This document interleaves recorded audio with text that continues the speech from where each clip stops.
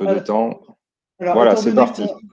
mon micro est ici, donc si vous voulez prendre la parole, et surtout n'hésitez pas à prendre la parole, vraiment, ça enrichira la visio. Vous levez la main, ensuite je vous demanderai de venir ici pour poser votre question à Julien.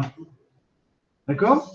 Oui, voilà, vous n'hésitez pas, si vous avez des questions. Donc là, je vais faire une présentation d'à peu près, ça va durer une bonne heure.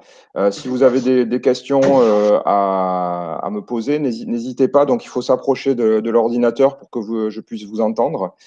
Et puis je répondrai. Donc voilà, n'ayez pas de réticence à m'interrompre, hein. Donc, je vais me présenter. Je m'appelle Julien Gachadois. Je vis et travaille à Bordeaux, dans le sud-ouest de la France, dans un studio que j'ai monté avec un ami d'enfance qui s'appelle Michael Zancan. On a monté le studio dans une ville qui s'appelle Agen, dans le Lot-et-Garonne, en 2004. Mais Michael, c'est un copain en fait que j'ai connu au lycée en seconde. Aujourd'hui, on continue à travailler ensemble depuis, ça va faire, là, ce qu'on se disait l'autre jour, ça va faire à peu près 30 ans qu'on se connaît, puis qu'on fait des projets ensemble. Donc là, je travaille à Bordeaux. Donc, je vais vous présenter un petit peu les différentes facettes de mon travail. Donc, vous allez voir, je vais d'abord vous présenter un petit peu comment je suis venu à ce travail que je mène tous les jours. Donc, je vais retracer un petit peu mon histoire personnelle qui a démarré un petit peu sur les bancs du collège, quand j'avais votre âge, en cinquième, quatrième et troisième. Et puis, tout s'est un petit peu accéléré ensuite au lycée, justement, quand j'ai rencontré Michael. Dans une deuxième partie, je présenterai donc mon studio qui s'appelle The Rocks, qui est basé dans un lieu qui s'appelle la Fabrique Paula à Bordeaux. Donc, je vous expliquerai un petit peu ce que c'est ce lieu et je vous montrerai des projets qu'on réalise depuis, ça va faire 15 ans maintenant, enfin, même depuis un peu plus. En troisième chapitre, je présenterai la partie enseignement. Donc, je suis aussi enseignant à l'université de Bordeaux-Montaigne à Bordeaux.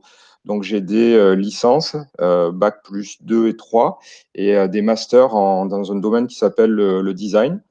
Donc, ça, c'est bac plus 4 et bac plus 5. Donc, je vous parlerai un petit peu de ce que je fais avec eux, qui est très relié à ma pratique quotidienne avec le studio. Et puis, on terminera par une dernière partie qui, là, est plus personnelle, où je développe tout ce qui est art algorithmique, c'est-à-dire le fait d'utiliser des programmes informatiques, donc du code, pour produire des images que j'imprime ensuite à l'aide d'un robot. Donc, je vous montrerai ce robot, c'est ce qu'on appelle un traceur.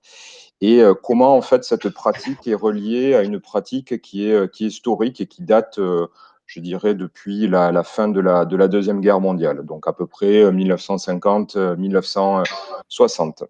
Donc voilà un petit peu le programme. Et pour terminer cette présentation, ou en tout cas, donc je vous ferai participer aussi, on se mettra sur les ordinateurs et on travaillera sur un programme qui permet de recréer, ou en tout cas de s'approcher d'une œuvre d'une artiste que je vous présenterai, qui s'appelle Vera Molnar et qui a été une des pionnières un petit peu de cet art numérique, c'est-à-dire de produire des images à partir de processus ou d'algorithmes.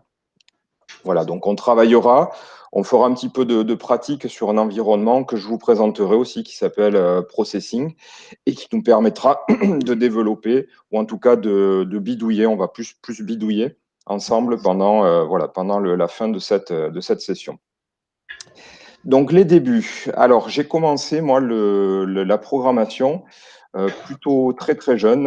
J'ai eu la chance, en fait, d'avoir un ordinateur à la maison dans les années 1980, ce qui était tout à fait exceptionnel. Alors, mon papa était enseignant en collège d'histoire et géographie. Et puis, il m'a mis entre les mains un ordinateur, donc je devais avoir 8 ou 9 ans. C'était vraiment avant d'entrer au collège. Et ça m'a un petit peu passionné. Donc, j'ai commencé à programmer des jeux sur un langage qui s'appelait le BASIC. Et à l'époque, les ordinateurs, c'était vraiment pas comme aujourd'hui. Donc, il n'y avait pas Internet, il n'y avait pas de capacité de stockage dingue, il n'y avait pas non plus, il y avait pas non plus de disque dur, d'écran voilà, HD. Donc, c'était, on programmait, ou en tout cas, on branchait l'ordinateur sur la télé familiale. Et puis, pour jouer, en fait, on était obligé de taper des programmes. Donc là, je vous ai mis une petite image d'un livre que j'ai à la maison, là. Et Excuse-moi, puis, Julien. oui, Excuse-moi. Internet, ça n'existait pas à l'époque. Internet, ça n'existait pas. Non, Internet, moi, j'ai connu, c'est arrivé quand j'étais étudiant après le bac. Donc, j'ai connu Internet en 1995-96, je dirais. Et donc, Internet n'existait pas. On avait alors, j'avais aussi la chance d'avoir à la maison ce qu'on appelait un Minitel. C'était une sorte de téléphone avec un écran. Et on pouvait communiquer comme ça on pouvait se connecter. Alors, c'était pas vraiment des sites, c'était des services, mais Internet n'existait pas. Ça vous paraît peut-être incroyable, mais voilà, j'ai fait toute ma scolarité sans Internet, sans possibilité d'aller voir des ressources en ligne. Donc on était malin, on trouvait, on avait accès par contre à des livres, des magazines spécialisés, et puis dont ce livre-là qui m'a permis vraiment de m'initier à la programmation, hein. C'est-à-dire c'était assez un petit peu linéaire dans le sens où je tapais en fait des lignes de code pour pouvoir jouer à des jeux vidéo.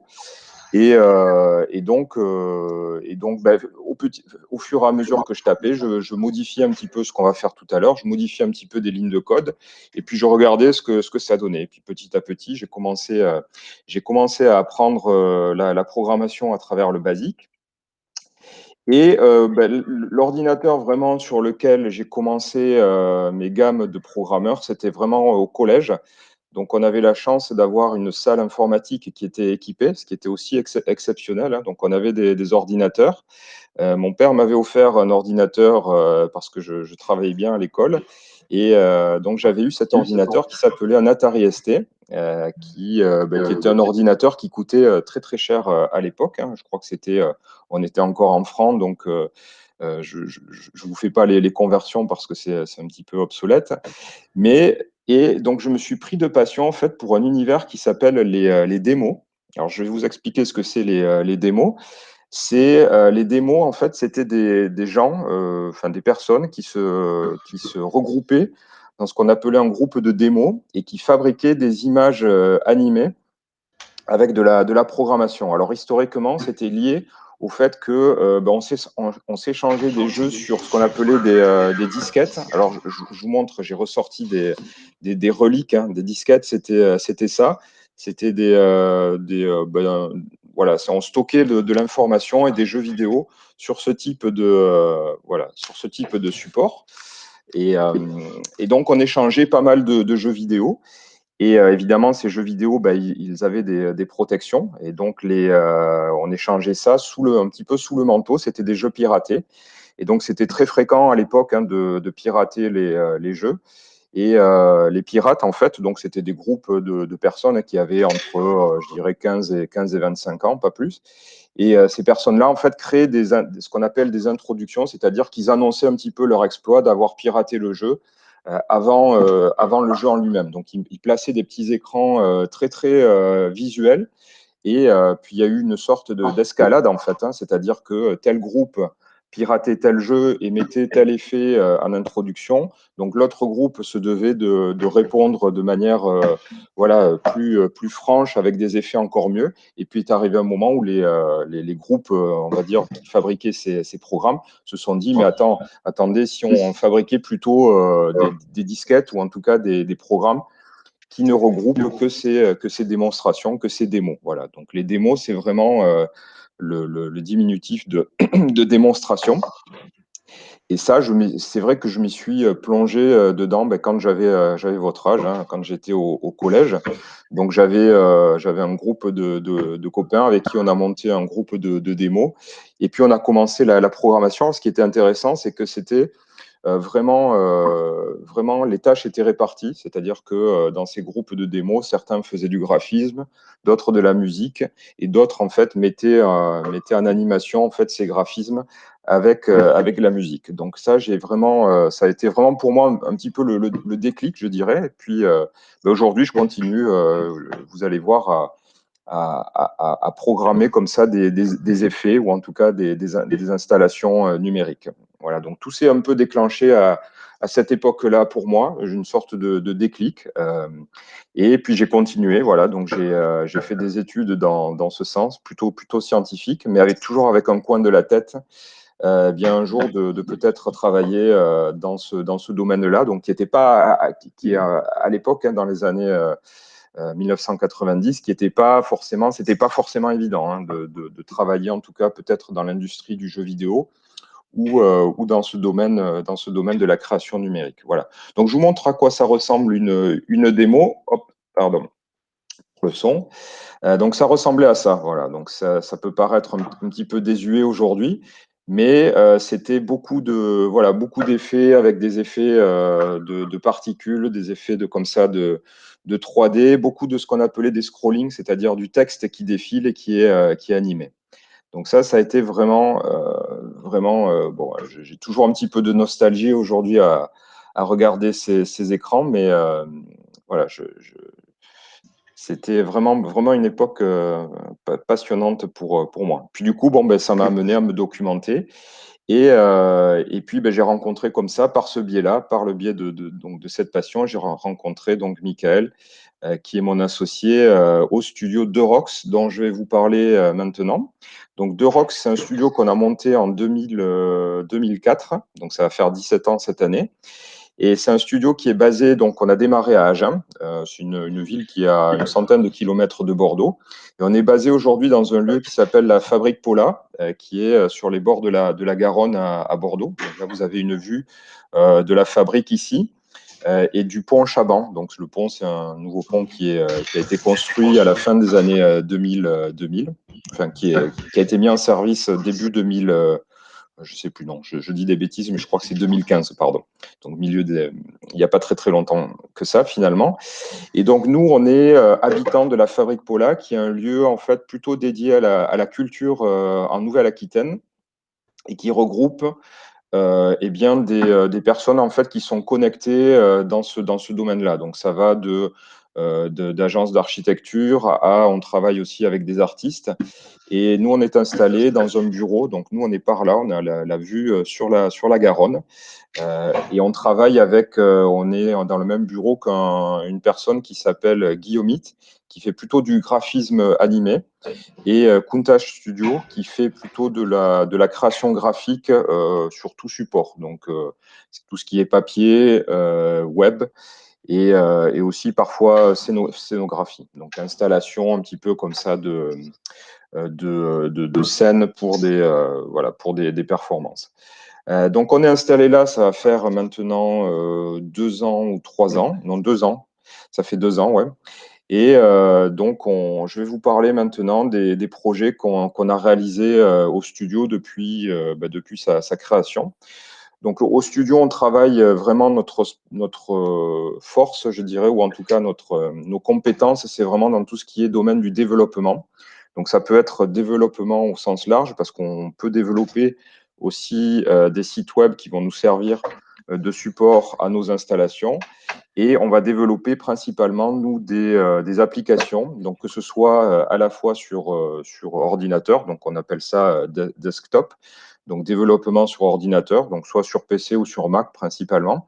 Et on développe aussi aujourd'hui de plus en plus des applications sur tablette et mobile. Donc ça, je vais vous montrer un petit peu un panorama. Donc la liste n'est pas exhaustive, hein. C'est vraiment une sélection de projets, et je vous inviterai ensuite à aller sur notre site internet et voir un petit peu tout ce qu'on réalise. Donc la première installation que je vais vous montrer, c'est une installation qui Julien, s'appelle… Oui, je demande s'il y a des questions. Est-ce oui, que quelqu'un veut poser une question? Non? Non, ils sont encore timides. ouais, bon, ça Donc, va se… continuez. N'hésitez pas à interrompre si vous avez une question. Ouais, c'est bon. Et voilà, donc là, je vais vous montrer, en fait, le studio, je pourrais le définir de cette manière. On a deux facettes. Une facette qui est plutôt création art numérique contemporain. Donc, c'est-à-dire, c'est des projets qu'on va développer un petit peu sur notre temps libre et qu'on va essayer ensuite de proposer à des festivals ou à des occasions qui se présentent. Donc ça, je vais vous présenter dans cette première partie quelques projets qui sont issus voilà, de création vraiment propre du studio, c'est-à-dire qui répondent pas à une commande particulière. Et ensuite, je vous présenterai donc des projets à la fois de collaboration, c'est-à-dire des projets qui mettent en jeu en fait nos compétences de programmation avec d'autres studios qui sont dans le domaine plutôt du graphisme.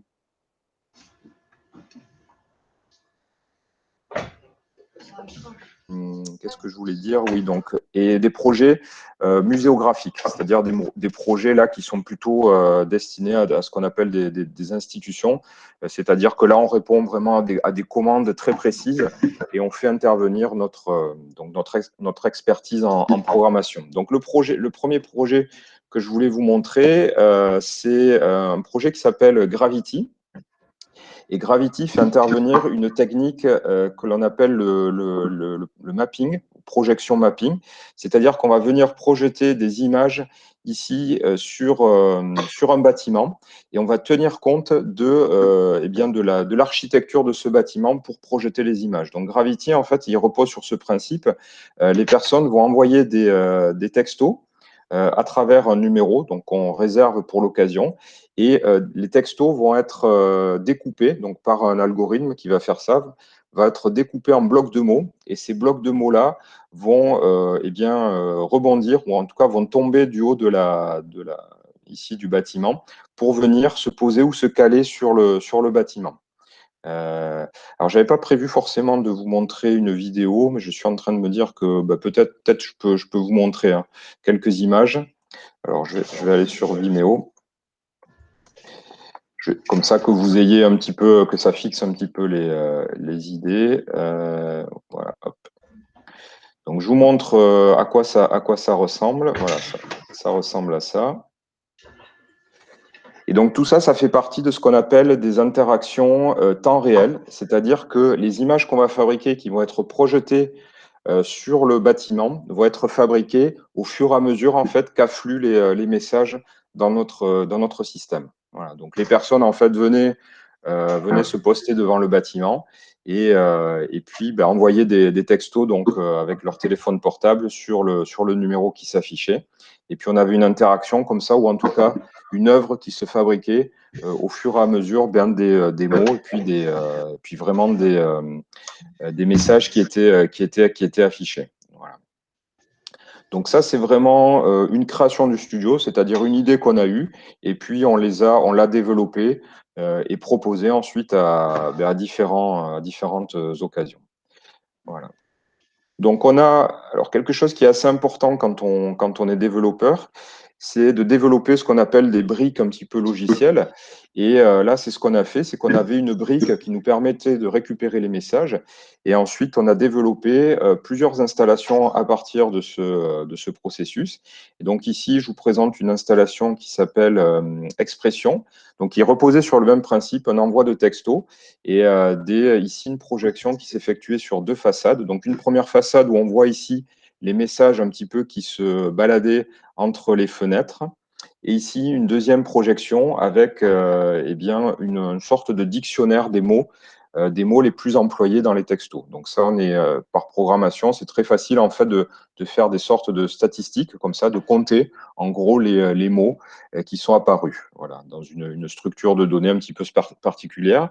Mais on a, voilà, donc ça, c'est des installations qui fonctionnent très bien. En général, lors d'une soirée, on reçoit entre 3000 et 4000 messages. Donc, c'est quelque chose voilà, qui suscite un certain engouement parmi les spectateurs, qui sont à la fois aussi spectateurs, mais aussi acteurs. Donc, c'est vraiment le domaine dans lequel on travaille, hein, c'est-à-dire vraiment ce domaine temps réel où on va réagir aux stimuli, ou en tout cas ce qu'on appelle l'input, les entrées des gens qui manipulent nos installations. Voilà, donc on a fait plusieurs installations comme ça. Julien, est-ce que tu Oui. peux agrandir un petit peu ta fenêtre Ah oui, image, là, s'il te plaît? pardon, ouais. Là, je ne sais pas si c'est bon. Si, c'est mieux, c'est pas mal. Ouais, c'est mieux. Ouais, parce que en fait, je conserve une petite fenêtre où je me vois aussi et puis je vous vois pas. Voilà, parce que sinon, j'ai l'impression d'être tout seul chez moi en train de parler. Donc là c'est mieux? Très bien. Ouais. Voilà, donc on a produit d'autres installations, donc notamment des installations ici. Bon, on a reproduit Expression, donc l'installation précédente que je vous ai montrée. Ici, vous avez une installation qui s'appelle Aquatype, qui était basée donc sur le même fonctionnement, mais au lieu de fabriquer ici, de faire tomber des mots ou de faire serpenter des mots sur une façade, on avait ici la création ou la génération de poissons qui étaient fabriqués à partir de typographie. C'est-à-dire que vous envoyez un message et ce message-là, on l'assemblait avec des règles un petit peu particulières dans des formes aquatiques. Et ici, on a une installation qui s'appelle Textopolis et qui, basée encore une fois sur le même principe, hein, donc je vous parlais vraiment de réutilisation de ces briques logicielles, et bien ici, donc le principe, c'était on envoie des textos et des photos, et ces textos et ces photos reconstituent un modèle en 3 dimensions. Voilà, donc là, c'était pas la technique de mapping, mais plutôt projection assez classique. Je vous montre alors ça, oui, j'avais mis cette photo. Je vous montre, donc ça fait partie c'est quelque chose que les spectateurs ne voient pas. Et on développe ce qu'on appelle des outils, c'est-à-dire que donc effectivement il y a la projection en tant que telle, c'est-à-dire vraiment les images qui sont fabriquées, et puis il y a un petit peu l'arrière-boutique, c'est-à-dire qu'on a tout un système, vraiment une application qu'on développe qui nous permet d'administrer eh bien, les graphismes. Donc ça nous permet tout simplement, par exemple, de régler soit la taille du texte, de régler un petit peu les comportements que vont avoir les objets les uns avec les autres.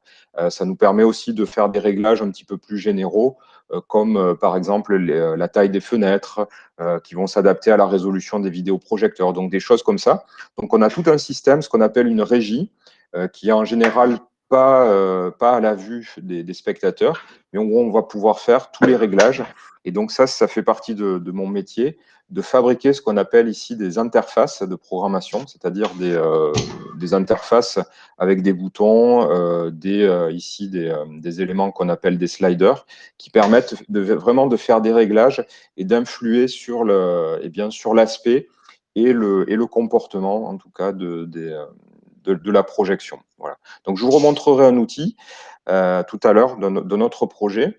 Donc, ça, c'est une installation qu'on a fabriquée qui est pas vraiment de temps réel, donc qui sort un petit peu de ce qu'on a l'habitude de faire, mais qui était une vidéo qui s'appelle Calligramme et qui a été fabriquée ici, donc un petit peu sur le même principe, c'est-à-dire on récupère un ensemble de messages et ces messages-là, on va les intégrer.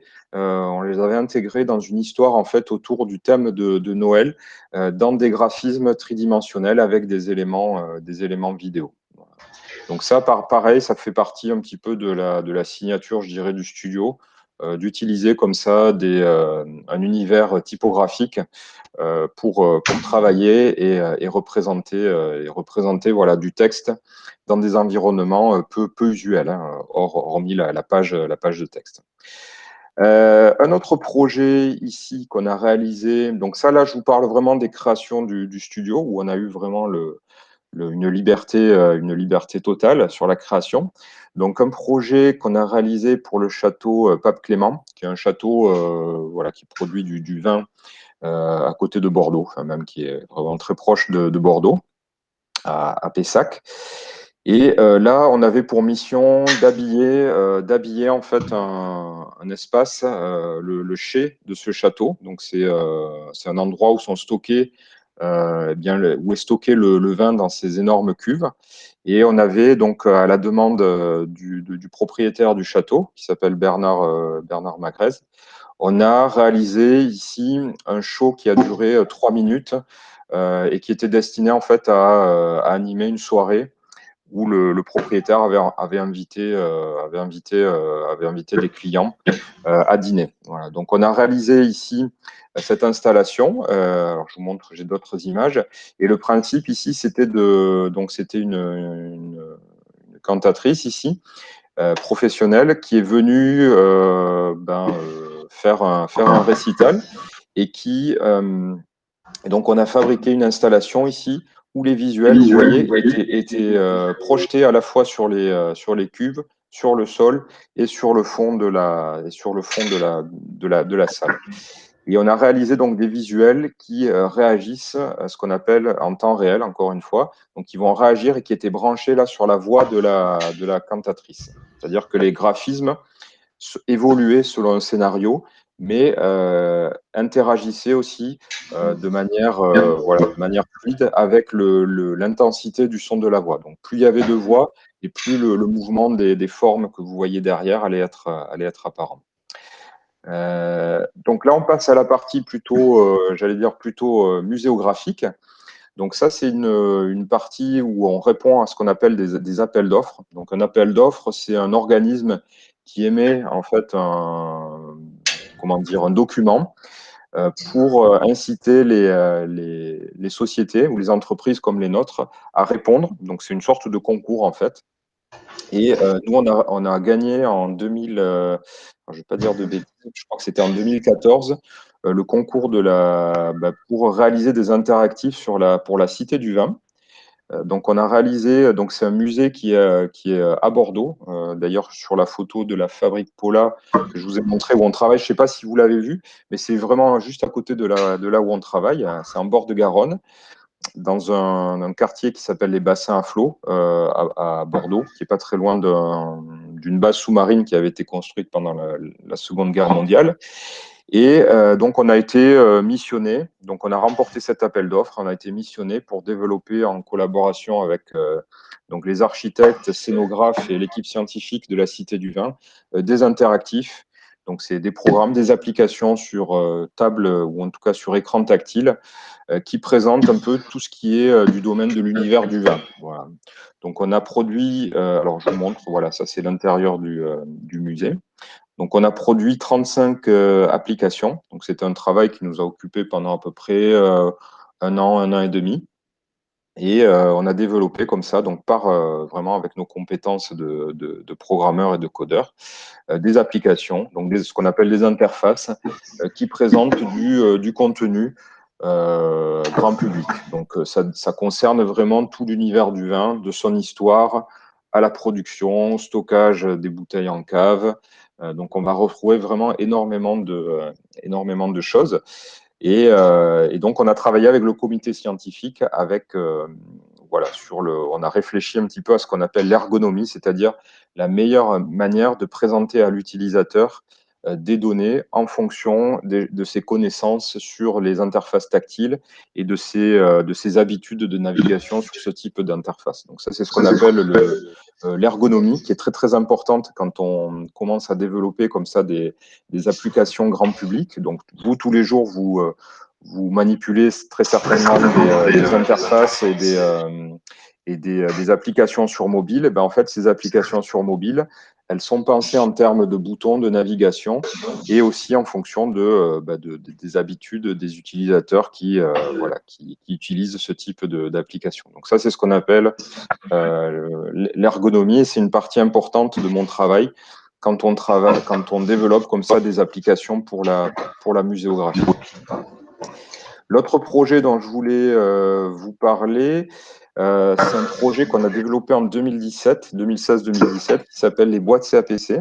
Alors le CAPC, c'est un musée d'art contemporain qui est un centre d'art contemporain qui est basé à Bordeaux. Et ils ont un dispositif en fait qui s'appelle les boîtes. Ils avaient un dispositif qui s'appelle les boîtes CAPC, qui date des années 80 et qui était un ensemble. Alors je vais vous montrer la vidéo ensuite, qui était un dispositif en fait que les enseignants plutôt du primaire pouvaient et même j'allais dire du secondaire pouvaient réserver. Donc il faut imaginer des boîtes en carton dans lesquelles on allait retrouver des activités et des informations reliées donc à l'art contemporain et principalement aussi à la collection d'œuvres d'artistes contemporains de ce musée. Et donc les enseignants pouvaient venir prendre ces boîtes et faire avec leurs élèves des activités Donc, ça pouvait être des jeux, ça pouvait être aussi des lectures, donc autour de ces œuvres, autour de ces artistes. Et en 2015, le CAPC, donc à travers la mairie de Bordeaux, puisqu'ils sont, voilà, ce musée dépend de la ville de Bordeaux, ont émis donc encore une fois un appel d'offres pour moderniser un petit peu ce dispositif. Donc pour voir comment on pouvait l'adapter aux technologies un petit peu contemporaines. Et on a remporté cet appel d'offres donc donc là on a été trois studios à travailler là-dessus. Donc nous, studio d'Eurox de développement programmation, un studio qui s'appelle Cubic, qui est un studio qui fait plutôt du graphisme, donc tout ce qui est création graphique, et un autre studio qui s'appelle Zamac, qui fait plutôt de la création d'objets.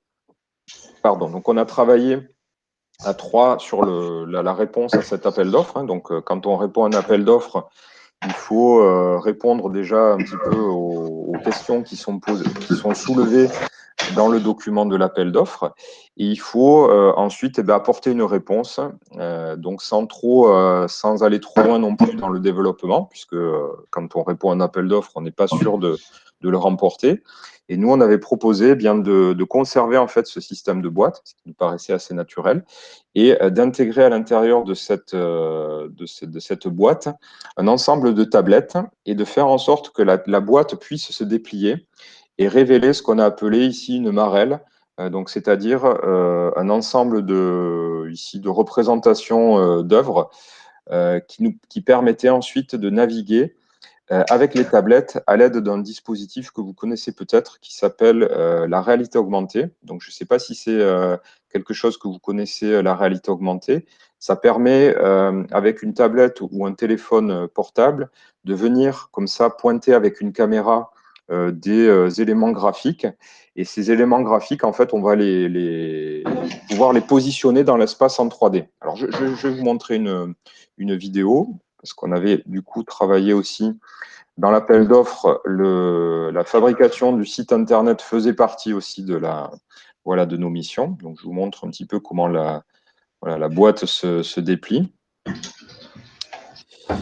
Et donc, la boîte inclut un système ou en tout cas un ensemble de 12 tablettes avec un système qui permet simplement de la brancher et de recharger toutes les tablettes. Voilà. Donc, je vais vous montrer une petite vidéo pour que vous voyez ce que c'est un petit peu la réalité augmentée. Alors, je vais je sais pas comment, je vais peut-être aller sur le site. Voilà. Comme ça, vous l'aurez un petit peu plus grand. Voilà. Donc, je coupe le son. Je sais pas si vous voyez, si je mets en plein écran. Vous voyez toujours? Oui, c'est bon, oui. Ouais, c'est bon. Voilà. Donc là, vous voyez la boîte CAPC qu'on a déplacée. Donc, on a participé à la réalisation de cette vidéo. Je ne sais pas si je mets le son, si vous entendez. Alors, je ne sais plus. Ah oui, mais je ne peux plus le remettre. Donc, c'est simplement pour vous montrer un petit peu le principe de ce qu'on appelle le principe de réalité augmentée, qui est un outil qui est devenu, qu'on a intégré aussi à notre processus en tout cas aux outils qu'on utilise. Voilà. Julien, la réalité augmentée, c'est comme quand les élèves ils se filment avec leur téléphone portable et qu'ils se collent des images sur le visage, par Voilà, exemple. exactement, oui, c'est vrai, c'est vrai. Oui, voilà, c'est comme les filtres Instagram ou Les autre. filtres. Voilà, c'est exactement ça. Voilà, c'est exactement ça. Donc là, vous voyez les enfants qui manipulent donc des interfaces ou en tout cas des applications qui ont été développées encore une fois avec l'équipe du CAPC. Et donc avec des interfaces très ergonomiques, vraiment pensées pour des jeunes élèves on va dire, de 6 à 12 ou 13 ans, donc avec différents niveaux, et vraiment en lien avec la collection du CAPC. Donc là, il y avait une partie aussi qui permettait d'avoir des ressources depuis le site internet sur le TNI, donc présent en classe. Voilà. Hop, je me remets dans la fenêtre de présentation. Donc ça, c'est un projet aussi qui était assez conséquent, qui nous a occupé pendant, je dirais à peu près une bonne année aussi. Donc c'est des projets assez importants. Et on a développé en tout, je crois, il y a autant d'applications que de, voilà, que de Picto ici. Donc à peu près 25 applications, en tout cas 25 exercices. Voilà, donc ouais, j'avais mis quelques images ici sur le site. Oui, il y a des projets un peu plus dans le domaine événementiel. Donc ça, c'est un projet qu'on a développé avec une agence d'architecture qui est basée à Lyon euh, et qui s'appelle Looking for Architecture. Et là, on a développé cette installation. Donc là, on sort un petit peu des écrans à plat, on va dire, et puis des projections d'images. Donc là, je vous montre une image, en fait, enfin quelques images qui sont issues donc d'une installation qu'on avait imaginée pour un festival de musique électronique qui s'appelle les Nuits Sonores, qui a lieu chaque année depuis, ouais, je pense, que ça fait une quinzaine, voire une vingtaine d'années à Lyon. Et donc là, on a été missionné, le studio, pour développer les animations ici qui allaient figurer sur cette structure lumineuse. Donc là, il faut imaginer que j'avais mis cette photo pour vous rendre compte un petit peu de la taille de l'installation. Mais ici, on a des barres lumineuses en fait qu'on va pouvoir programmer et qui vont réagir en fonction de la musique. Alors je peux, bon, pareil, c'est vrai que j'avais pas intégré à ma présentation des images, mais je vais vous montrer à quoi ça ressemblait. Montrer pour que vous ayez un petit peu une idée de à quoi ça ressemble. Alors, il faut que je retrouve la vidéo. Je vais peut-être la garder pour tout à l'heure. Alors, le problème, voilà, c'est ça. Hop.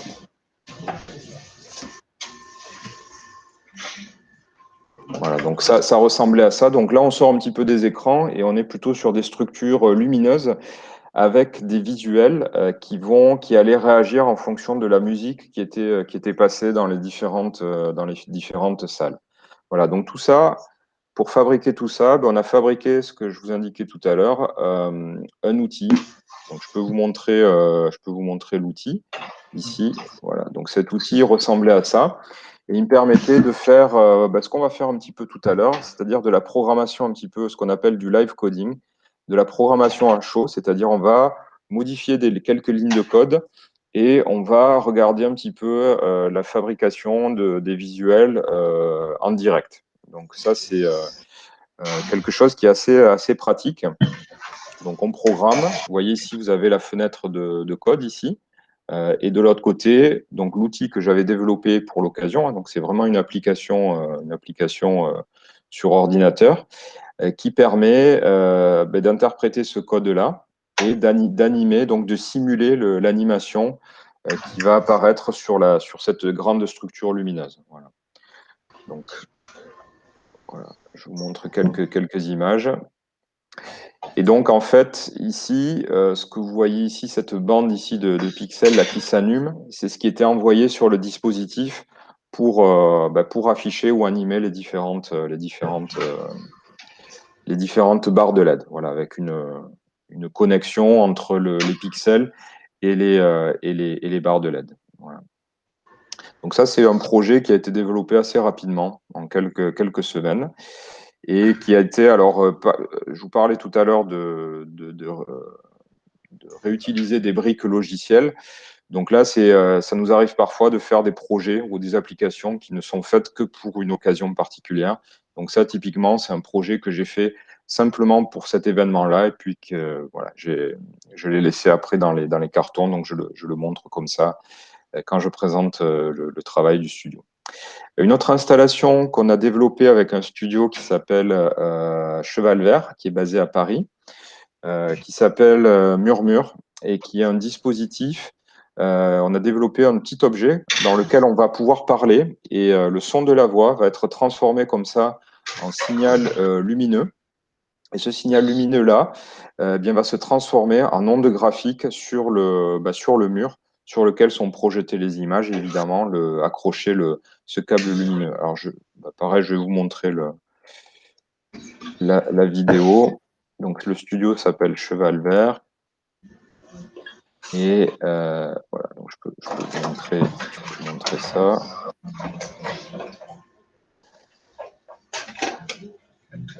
Voilà, donc ça, c'est une installation qu'on a développée en 2013 et qui a eu un certain succès puisque on l'a installé un petit peu partout dans le monde, un peu comme Gravity que je vous ai montré tout à l'heure, qui a été installé dans plusieurs endroits. Donc on a un petit peu voyagé, donc ça fait partie aussi des côtés sympas de mon travail que je n'imaginais pas du tout hein, quand j'étais encore étudiant.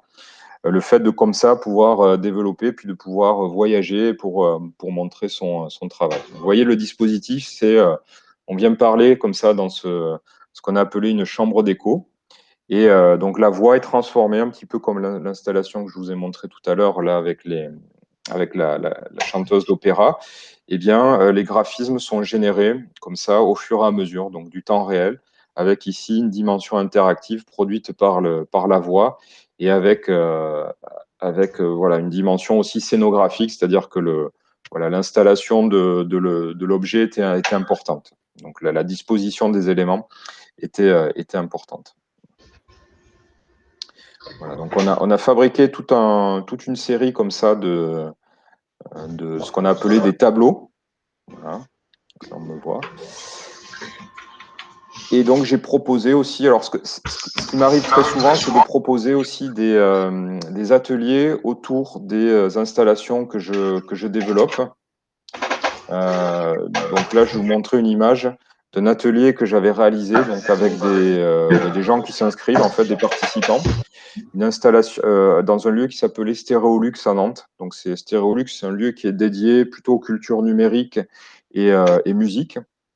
Donc il y a à la fois un lieu de concert et à la fois ils ont un endroit qui s'appelle le labo Aretech et qui organise comme ça des événements autour de la création numérique.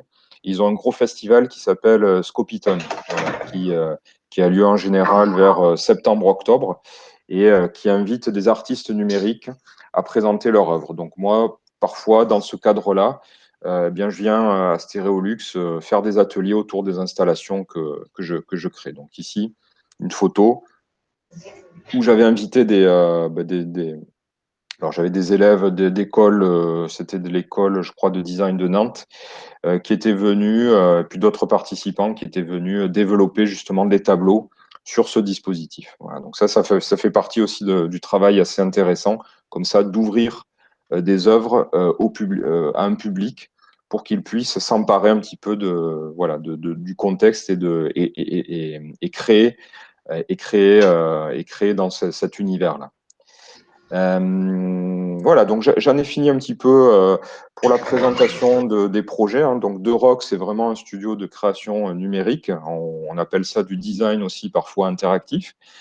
Donc, vous avez compris, les interactions hein, se font par plusieurs biais, soit la voix, soit les textos, soit le tactile, soit la réalité augmentée.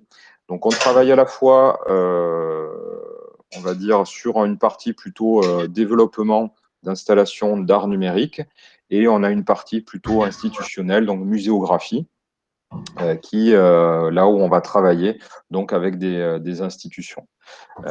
Donc moi, j'ai une autre partie qui est plutôt dédiée à l'enseignement. Donc j'enseigne à l'université Bordeaux-Montaigne. Ça va faire maintenant une dizaine d'années. Et donc, je propose un cours qui est orienté vraiment programmation, mais programmation dans le domaine que je maîtrise, c'est-à-dire programmation graphique et créative. Donc, j'ai deux niveaux. J'ai à la fois Bac plus, ce que je disais en introduction, Bac plus 3, Bac plus 2 et Bac plus 3, donc des licences, et ensuite Bac plus 4 et Bac plus 5, donc en master. Donc, c'est des étudiants, en fait, qui ont une formation plutôt orientée art plastique, qui viennent donc d'ailleurs les licences, ils ont ce double cursus à la fois art plastique et puis design. Et ensuite ils se spécialisent en master. Donc là moi je récupère des étudiants plutôt qui se spécialisent dans voilà tout ce qui est design. Donc c'est-à-dire plutôt design numérique, c'est-à-dire tout ce qui est conception d'applications ou en tout cas de dispositifs innovants dans le domaine du numérique. Voilà. Donc là, moi, on travaille avec les masters principalement sur le projet. Alors là, je vais vous présenter un petit peu, oups, ça va un peu vite, pardon. Voilà, donc la classe où j'allais en TD, donc en travaux dirigés. Donc un petit peu comme la salle dans laquelle vous êtes aujourd'hui. Et en général, ce que je fais, c'est que je propose un petit peu aux étudiants un petit peu, tous les domaines de recherche sur lesquels je travaille. Donc là, j'avais fait un atelier autour de la pratique justement de la création d'impressions par algorithme. Donc avec le traceur que je vais vous présenter là, qu'on aperçoit ici, que j'avais amené. Donc j'oriente un petit peu mes cours là-dessus à l'université, c'est-à-dire je dis aux étudiants, ben voilà, on va se former et puis à la fin de l'année, on va faire un projet où vous allez fabriquer des affiches avec un traceur. Donc c'est un petit peu l'objectif de l'ensemble de ces TD. Alors je les vois pas beaucoup, moi je les vois 2 heures par semaine pendant un semestre, de janvier à peu près à fin avril. Donc c'est pas non plus énorme. Et voilà, donc là, je vous montre un petit peu des réalisations qu'avaient produites les étudiants. Donc en jouant, donc c'est ce qu'on va voir tout à l'heure un petit peu. Donc je joue énormément, moi, sur tout ce qui est géométrie, transformation. Donc là, vous voyez des graphismes qui ont été générés plutôt avec des principes de répétition et puis de rotation donc autour d'un axe, en utilisant donc des notions vraiment d'angle, de répétition, de boucle et de rotation.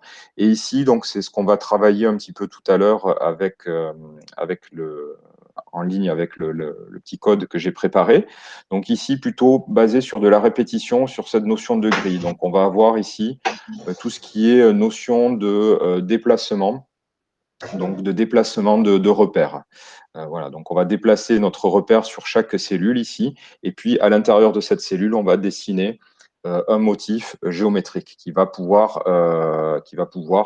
dépendre aussi d'un choix de nombre aléatoire. Donc tout ça, on va voir un petit peu plus en détail ça tout à l'heure. Je vais vous expliquer aussi ces éléments qui font partie de mon travail. Voilà, donc quelques photos. Donc les étudiants aussi parfois font de la photo. Donc là, j'avais une étudiante qui était passionnée de photo et qui a fait une série de photos avec l'ensemble de la promo. Oui, ici, donc un atelier que j'avais fait, un autre atelier que j'avais fait à Stéréolux.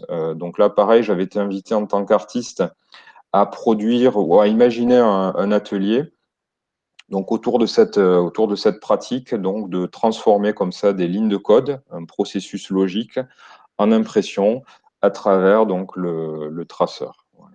Donc ça, je vais y revenir plus en détail tout à l'heure. Voilà. Quelques images et puis voilà, vous voyez quelques créations qui avaient été faites par les participants.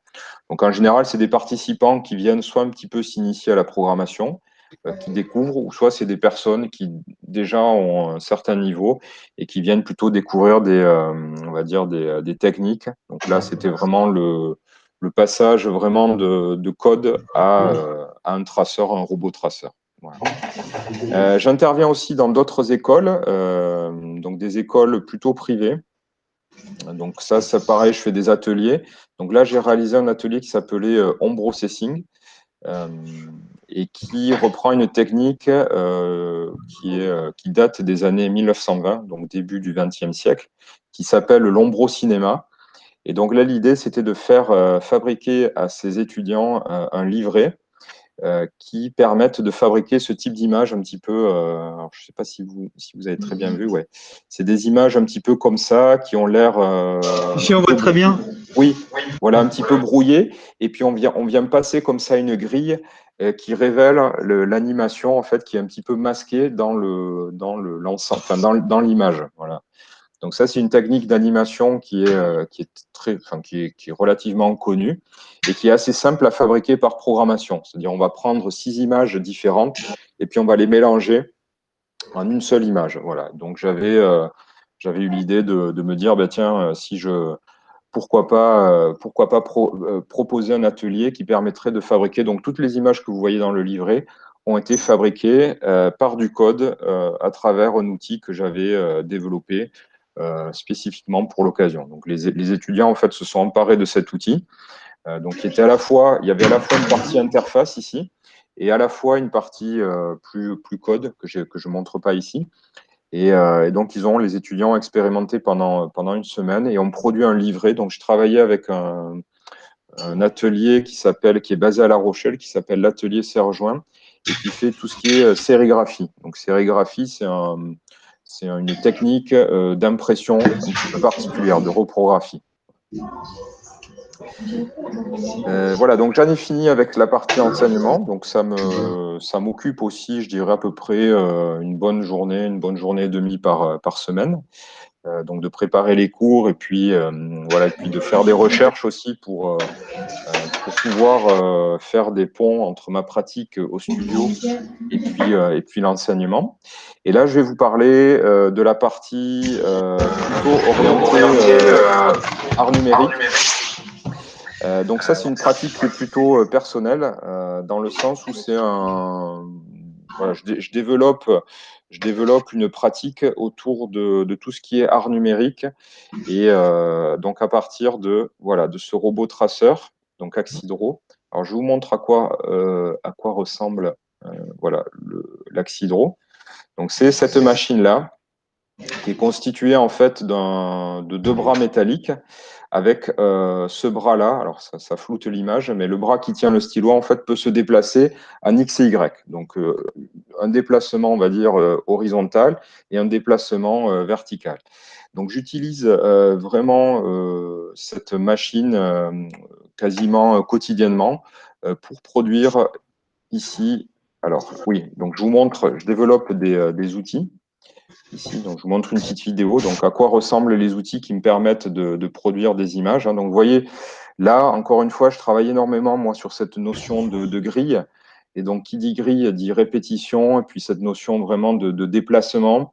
Et je vais jouer ensuite avec les formes à l'intérieur donc de ces grilles. Donc, avec des jeux de rotation, des jeux de mise à l'échelle aussi. Donc tout ce qui est ce qu'on appelle les homothéties, c'est-à-dire prendre une forme et puis appliquer à tous ces points un facteur d'échelle, donc ce qui permet soit de les diminuer ou soit de les agrandir. Et j'intègre Julien, je t'interromps. Donc, homothétie, c'est ce qu'on a travaillé justement cette semaine. D'accord, bon ben voilà. Voilà, avec agrandissement, réduction, le point par rapport auquel on fait cette homothétie, donc ça leur parle, ça. D'accord, bon, très bien. Je pensais que le mot allait être un peu technique. Mais voilà, donc c'est vraiment des notions que j'utilise quotidiennement. Donc je vous en ai pas parlé, mais c'est vrai que les mathématiques sont très présentes en fait dans mon travail, que ce soit d'un point de vue artistique ou d'un point de vue au studio. Donc on est en permanence en fait en train quand on génère des graphismes, on est en permanence en train de se placer soit dans un plan pour positionner donc des figures qui représentent des choses, hein, comme vous avez vu tout à l'heure sur les blocs de mots qui tombent. Et bien tout ça, on les dessine et on utilise vraiment cette notion de repère, donc de repère graphique en X, Y et avec des transformations. Donc ça, après, il y a des fonctionnalités dans le langage de programmation qui nous permettent d'accéder à ce type de fonctionnalités assez facilement. Mais c'est des choses qu'on manipule et qu'on va manipuler tout à l'heure, vraiment des notions centrales dans mon travail, cette notion de transformation dans le plan. Et on travaille évidemment, quand on travaille en 3D, on rajoute un troisième axe, hein, donc on a X, Y, et puis on a un troisième axe Z qui représente un petit peu la profondeur de l'écran. Donc ça, c'est des notions vraiment très très importante que j'avais commencé en fait à appréhender à votre âge. Voilà. Donc Julien, oui. excuse-moi de t'interrompre. Est-ce qu'on peut faire une pause de 2-3 minutes simplement? Là, ça vient de sonner. Donc, c'était pour que les élèves se dégourdissent un petit peu les jambes. Et puis, on reprend dans 2-3 minutes. Oui, bien sûr. Avec pas? Ouais, non, okay. Non. Moi, je vais boire un verre d'eau du coup. Alors, à tout de suite. Ouais, à tout de suite. Vous sortez dans le couloir 2-3 minutes? Je coupe le micro. Hein. Ouais, ok. Tout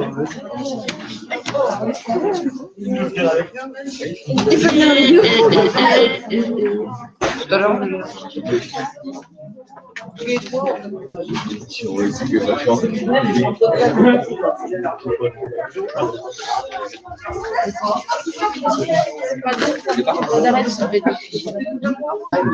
Moi, j'ai essayé.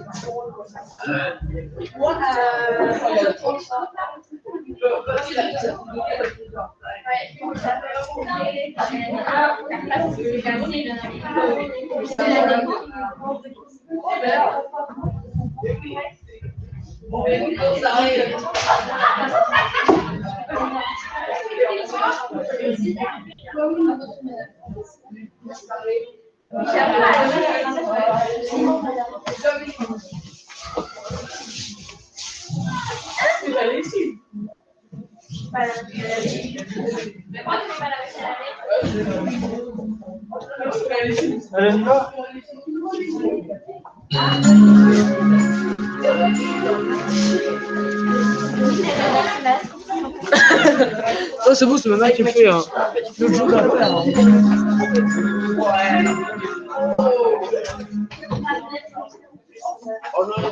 Ma mère, elle me voit pas.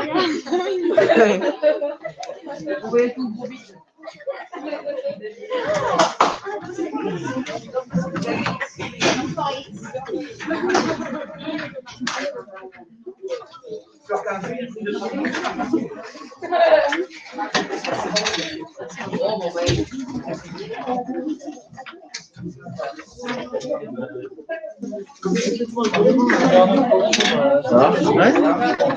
T'avais réservé la table? Ouais. C'est Madame Bamba qui l'a réservé.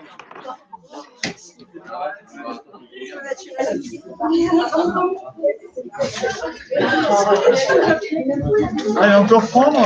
Ouais. Est-ce qu'il y a des questions? Est-ce que quelqu'un veut poser une question?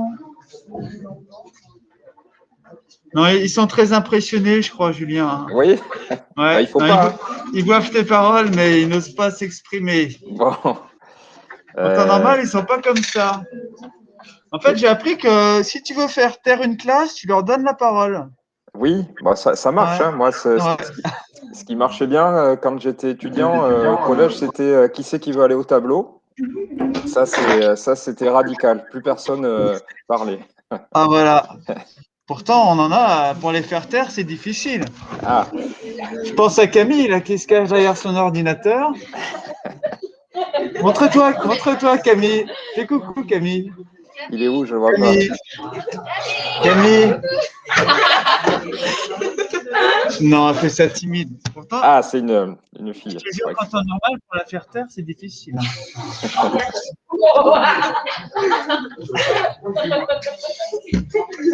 allez, on reprend. Oui, donc là, on était sur la dernière partie, donc plutôt ma pratique personnelle, donc qui va utiliser cette matière vraiment programmée. Hein. Je vais penser en fait en termes plutôt que de me dire je vais fabriquer tel ou tel type d'image. Je vais plutôt penser en termes de processus, c'est-à-dire me dire, bah, tiens, si je combinais par exemple une grille avec des éléments, si je déforme cette grille et puis si je fais pivoter tel ou tel élément en intégrant un petit peu une dose de hasard, qu'est-ce que ça va produire? Et donc, ben, pour expérimenter autour de ces idées-là, je développe donc des outils qui ressemblent à ça. Donc, vous voyez, avec toujours, hein, comme tout à l'heure, dans les outils que je vous ai montrés, qui étaient plutôt destinés à des installations numériques.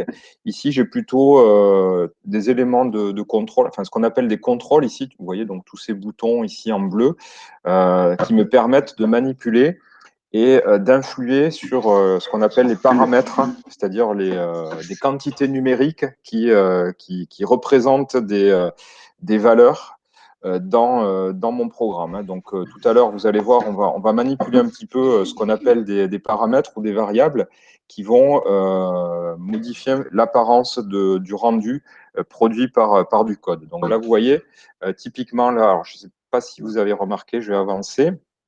On parlait d'homothétie. Mais je vais peut-être vous montrer parce que j'avais prévu de le montrer. J'ai ressorti l'outil, donc je vais vous le montrer, je vais le lancer, puis je vais vous montrer. Comme ça, vous allez voir justement cette notion de mise à l'échelle. Donc là, je vais faire une mise à l'échelle un petit peu désynchronisée sur l'axe des X, donc une homothétie sur l'axe des... je ne sais plus si on peut parler d'homothétie dans ce cas-là. Mais alors, je vais switcher de présentation. Donc, je vais changer. Vous n'allez plus rien voir. Et puis, je vais changer de fenêtre pendant un instant. Voilà. Donc là, vous devez normalement voir l'outil, la fenêtre d'outil. Et donc ça, c'est vraiment le type d'outil que j'utilise pour produire mes œuvres. Donc, vous voyez, j'ai pas mal de paramètres. Donc, un paramètre important quand je travaille avec les grilles. Donc, vous voyez ici, je pars souvent, très souvent d'une grille comme ça, d'une grille de cellules, donc, dont je peux modifier ce qu'on appelle la résolution. Donc, la résolution, ça va être le nombre de cases en X et le nombre de cases en Y. Voilà. Donc, res X, c'est combien de cases j'ai en X. Donc, vous voyez, je peux augmenter ici. Et nombre de cases en Y, ben, c'est sur l'axe des ordonnées, l'axe des Y. D'accord? Donc, je peux désynchroniser ces deux niveaux-là.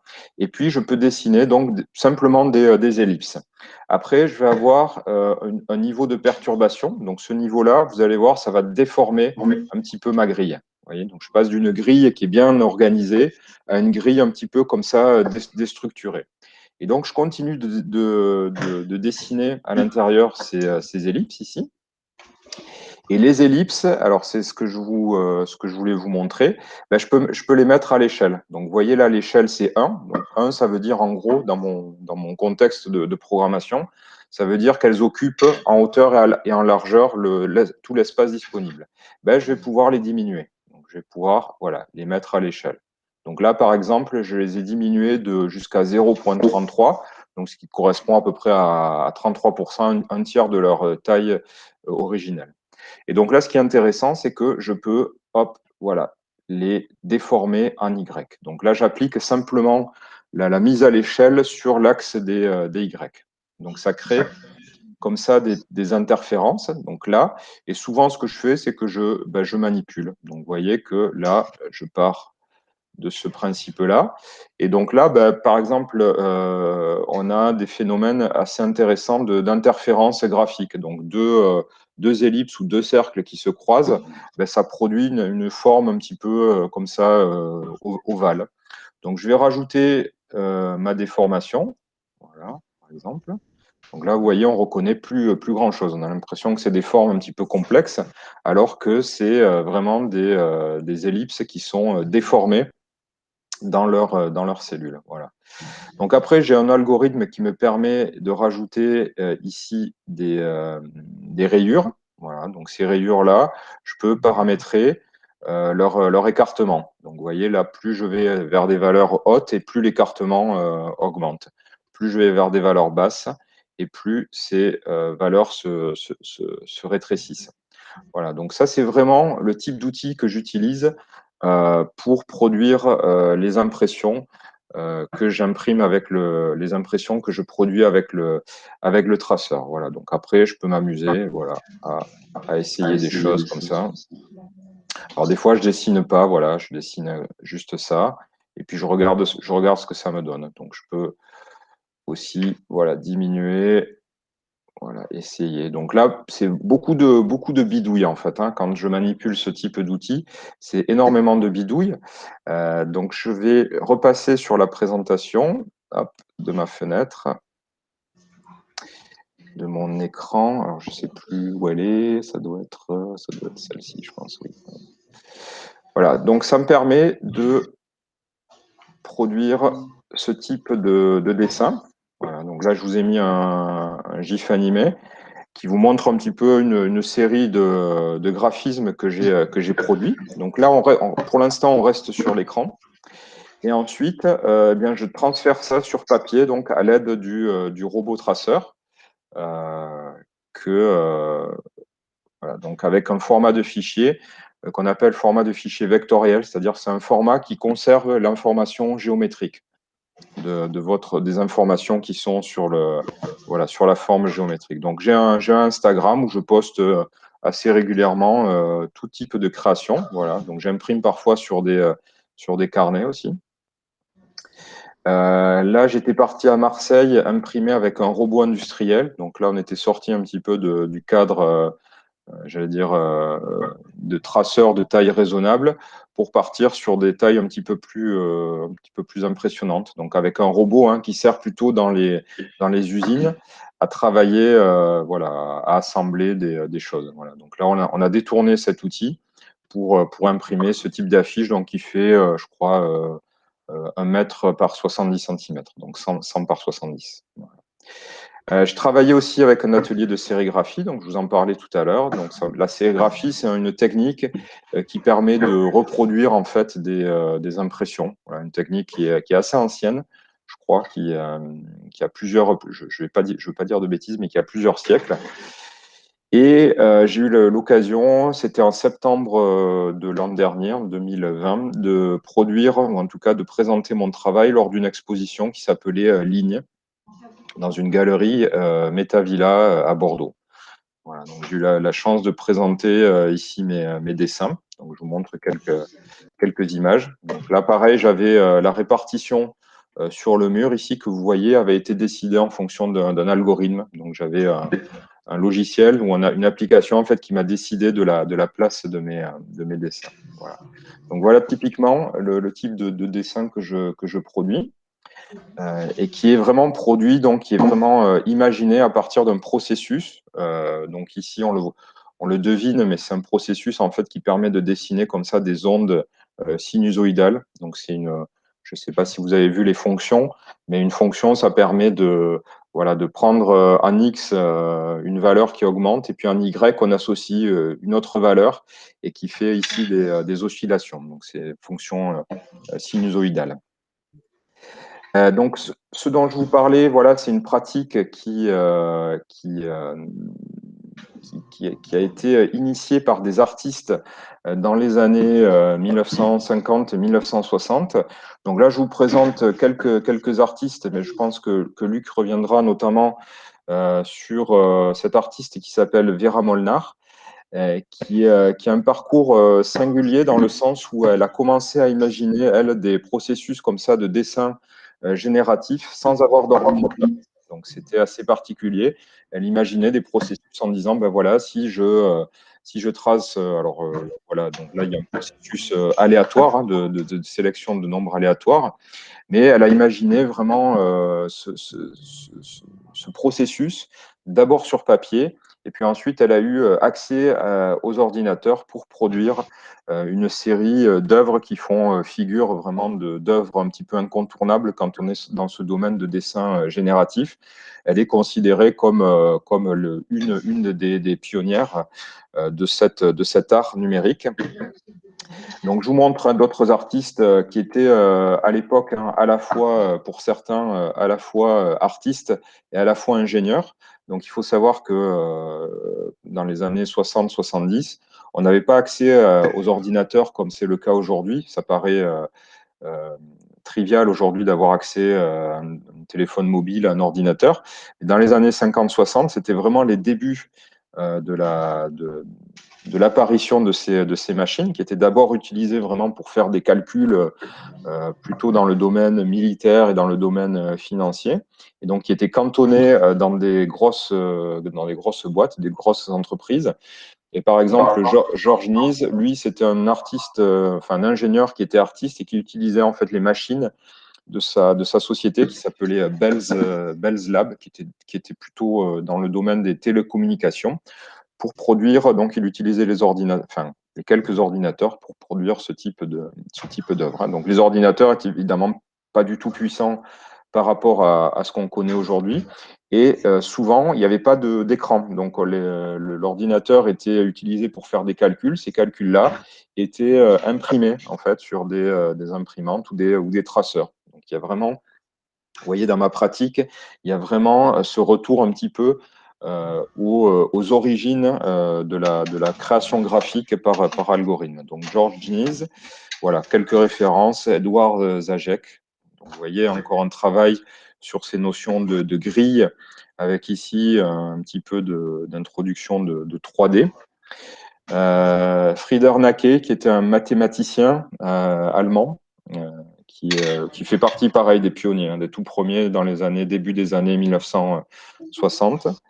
Et un dernier que j'ai trouvé, alors il n'y a pas très très longtemps, qui s'appelle Wacław Spakowski, et qui lui a la particularité en fait de faire des dessins. Donc si vous regardez bien, avec une seule ligne. Donc il faut trouver le début de la ligne, et en fait c'est toute une ligne d'un seul tenant. Il n'y a pas de cassure ou de coupure. Et donc il a un travail assez intéressant où on a des lignes comme ça qui s'entremêlent et qui produisent comme ça des géométries très très intéressantes. Donc je reprends vraiment le pas de ces artistes en utilisant donc cette machine ici, l'Axidro, et puis les outils que je vous ai présentés, que je développe donc moi-même. Donc vous pouvez retrouver donc le travail de mon studio sur le site derox.com, et j'ai un Instagram, donc vous pouvez aller voir sur Julien Vega. Vega, c'est mon pseudonyme que j'utilise voilà, en tant que nom d'artiste. Enfin, je dis ça, mais en réalité, c'est plus vrai. J'apparais plus sur mon nom avec mon patronyme, Julien Gachadois. Voilà pour cette présentation, 9h30. Donc, est-ce que vous avez des questions par rapport à tout ce que je vous ai montré avant qu'on passe à un petit peu de pratique? Camille, une question peut-être? Non. Non? Je t'ai jamais connue aussi silencieuse, toi. Léo? Léo? Non, Léo, tu fais coucou qu'on te voit? Que Julien te voit? Léo? J'ai perdu. Ah. Non, mais c'est gênant. Ah, il est gêné. Ah. Ils sont très timides, ces enfants, aujourd'hui. Nolan, non, pas de questions? Bien. Eh bien, écoute, ils n'ont pas de questions, ces enfants? Pas de questions. Non. On passe aux ordinateurs? Allez, on va passer aux ordinateurs. Donc, vous ouvrez vos sessions? Vous ouvrez vos sessions. Et donc je vous laisse 1 ou 2 minutes, et puis je vais vous présenter l'outil qu'on va utiliser, qui s'appelle P5JS. Donc, je vous montre à quoi ça ressemble. Vous mettez seul ou à deux, comme vous préférez. Non, non, par contre, Léo Gabi, c'est pas possible.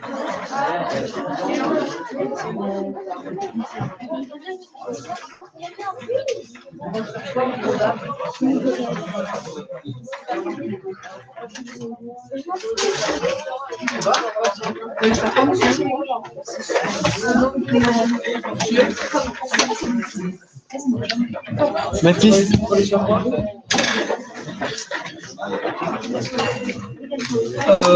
Ils vont sur Mozilla, Julien, c'est bon? Oui, vous ouvrez le Mozilla, oui, je pense que ça va fonctionner.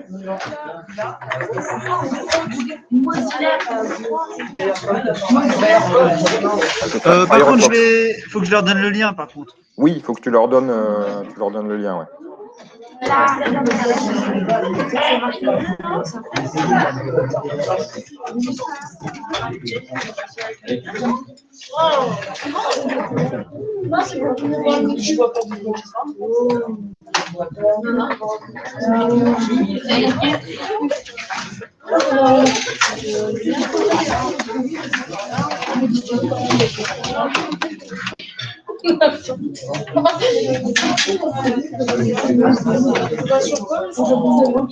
Attendez, je vais vous transmettre le lien. Oui.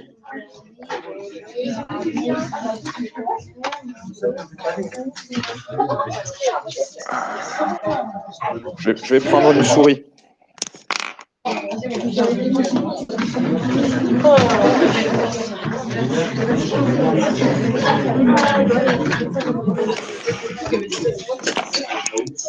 Hop.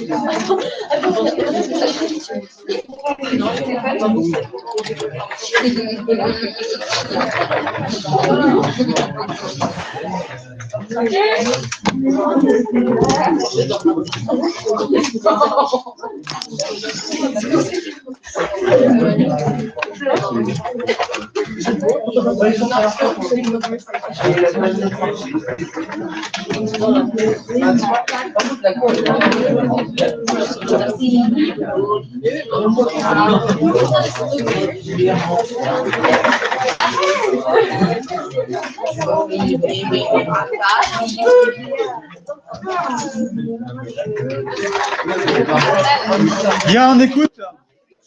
Donc, vous allez aller dans espace commun des classes. Espace commun des classes, 3C, maths. Je vous ai mis le lien, vous le copiez-collez dans Mozilla.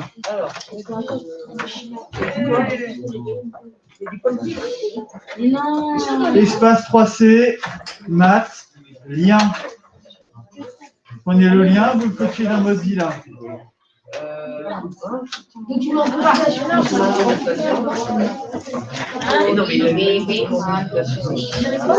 Document en consultation.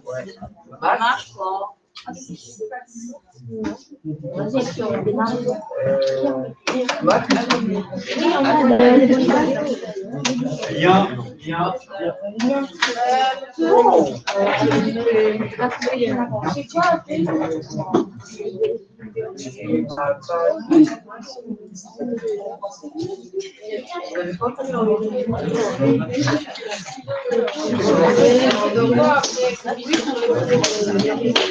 Ça arrive, hein, Julien. Ouais, pas de problème.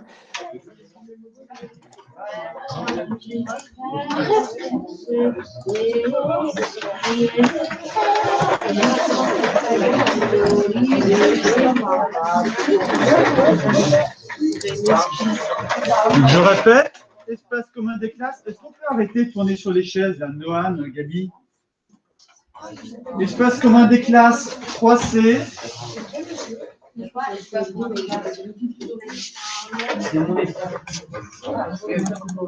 Document consultation, maths, Bien.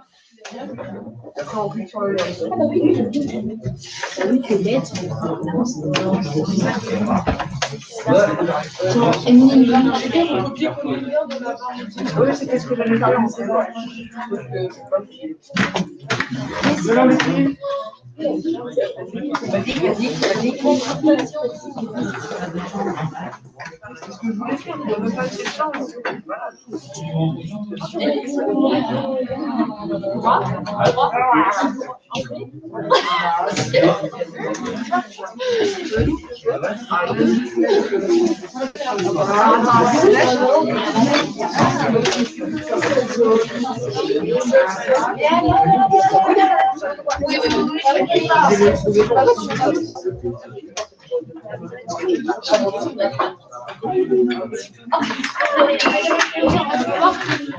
C'est un flamengo.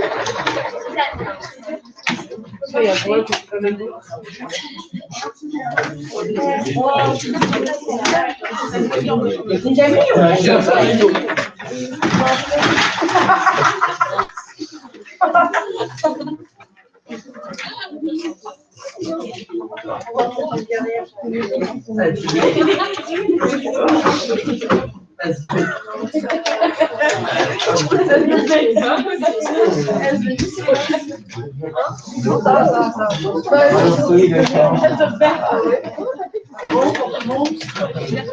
Julien, c'est bon?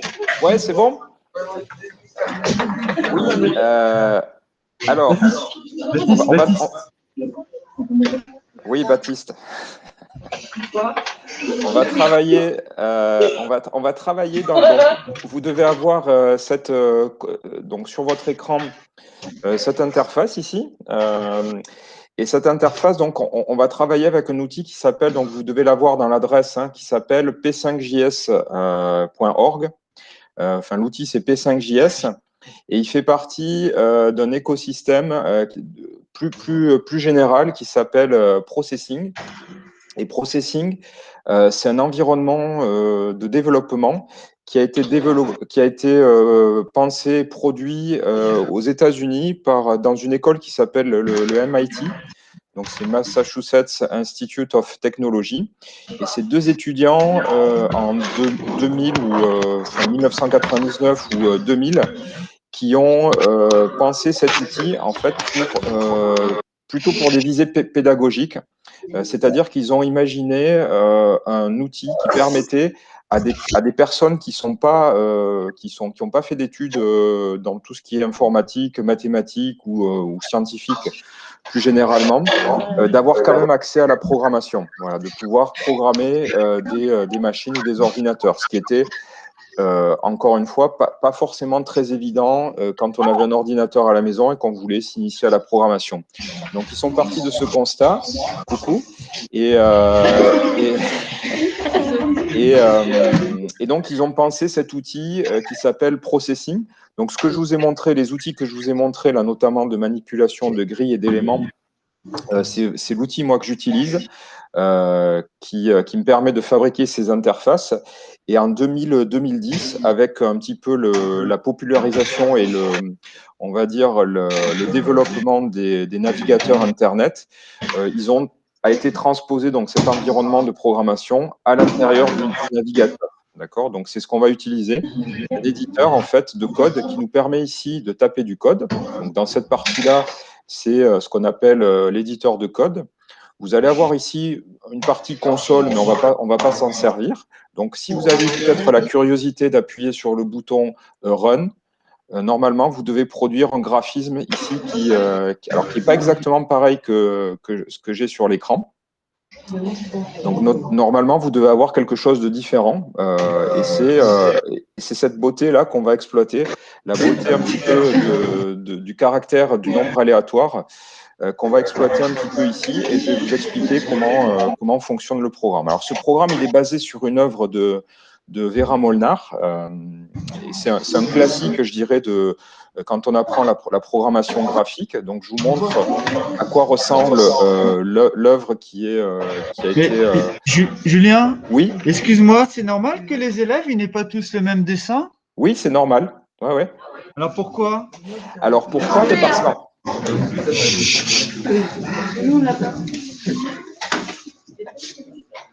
Vas-y, vas-y. Alors, on n'a pas tous le même dessin parce qu'on va utiliser justement une fonction qui nous permet de sélectionner une séquence de nombres aléatoires à travers ce qu'on appelle une commande qui est placée ici, que vous avez sur la ligne 35. Donc, je la souligne, et qui s'appelle la fonction random et qui est reliée à ce que vous avez vu avec Luc et qui utilise, donc c'est une fonction random qui utilise la congruence linéaire pour générer des séquences de nombres aléatoires. Donc c'est quelque chose que vous avez vu, je pense, la semaine dernière ou il y a une dizaine de jours. Et cette fonction-là, donc quand vous l'écrivez, eh bien derrière va se calculer un petit peu à la manière de ce que vous avez vu, une suite de séquences aléatoires et le programme va choisir une valeur parmi cette séquence aléatoire. Ouais, alors je t'interromps, Julien. Oui. Donc, ce à quoi tu fais référence, c'est le travail qu'on a eu sur la suite de Fibonacci, modulo, oui. Et le générateur congruentiel linéaire qu'on avait abordé à la fin. D'accord? Donc, la fonction random aléatoire qui se cache derrière le programme de Julien, c'est ça. C'est exactement Baptiste, ça. Baptiste, La feuille du hasard. tu as bien posé ta question, Baptiste. Non, mais c'est à vous, je pose. La feuille du hasard. Voilà, le travail qu'on a fait sur le hasard, le côté aléatoire, oui, c'est ça. Voilà, excuse-moi, vas-y. Oui, exactement. Alors, ça peut paraître un petit peu paradoxal parce qu'en général, on demande aux ordinateurs de faire un petit peu des opérations toujours de la même façon, dans la même séquence et de manière rapide. Et ça paraît un petit peu contradictoire de dire on va avoir quand même une série d'instructions de calcul qui va nous produire des nombres aléatoires. Alors, pas du tout. En fait, on utilise donc vraiment les séries que vous avez vues, donc des séries fabriquées à partir donc de suites modulaires. Et on va jouer sur le fait que ces séries ont une période très grande, en fait. C'est-à-dire que pour retrouver la même séquence de nombres, il va falloir utiliser un très, très grand nombre de nombres de l'ordre de quelques milliards. Voilà. Et donc, ce qui est important dans ce que vous avez sans doute vu, dans cette notion de séquence de nombres aléatoires, c'est ce qu'on appelle la graine, c'est-à-dire le fait de commencer les calculs avec une valeur initiale. Hein. Donc, vous avez compris qu'on part d'une valeur, la valeur suivante est calculée en fonction de la valeur précédente et avec des paramètres. Donc ça, c'est ce qu'on appelle la graine. Et la fonction qui est masquée derrière la fonction random ici, c'est vraiment cette suite de congruentiel linéaire, d'accord, avec ces notions de calcul de modulo. Donc là, le modulo, il est gigantesque, hein, je sais plus, il est de l'ordre de... Donc c'est énorme. En fait. Le modulo, on rappelle, c'est pour nous, c'est le nombre par lequel on divise. C'est le diviseur. Voilà, c'est ça, c'est le diviseur. Et donc, on va exploiter. Donc, Vera Molnar a utilisé en particulier ces suites dans ses productions pour générer. Alors, on parle de hasard, mais en réalité, c'est du pseudo-hasard parce que, comme je vous l'indique, ces séquences de nombres, bien qu'elles soient très grandes, eh bien, elles ont une période, c'est-à-dire qu'à un moment donné, on va retomber sur la même séquence de nombres. Donc, je dirais que le pur hasard n'existe pas vraiment sur un ordinateur. Alors ça, c'est exactement le débat qu'on a eu avec les élèves l'autre fois, c'est que finalement, le hasard, on n'arrive pas à le recréer parfaitement. Voilà. On a toujours une influence sur la suite de chiffres qu'on va obtenir. Le vrai hasard n'existe pas, c'est exactement la conclusion à laquelle on était arrivé. Voilà. Et ce qui paraît logique, puisqu'on demande à un ordinateur finalement d'exécuter toujours les mêmes calculs. Donc là, vraiment, je dirais le hasard se joue sur la taille, la taille de la séquence et aussi ce qu'on appelle la distribution de ces nombres. C'est-à-dire pas retrouver des paquets de nombres qui se ressemblent plus ou moins dans cette séquence. Voilà. Donc il y a des paramètres sur donc des coefficients et une graine qui fonctionnent très bien avec une suite donc congruentielle linéaire. Donc sur Internet, on trouve les références. Et donc là, on va exploiter un petit peu ce phénomène. Alors, donc vous avez très certainement lancé le programme. Alors, ce que vous pouvez faire, c'est que vous pouvez le stopper ici et le relancer. Et normalement, vous devrez avoir chaque fois un graphisme qui est différent. Je pense. Donc, vous pouvez essayer de faire stop et run, et vous pouvez même essayer donc de cliquer sur le dessin et d'appuyer sur la barre espace. Donc ça va vous générer comme ça un certain nombre de graphiques.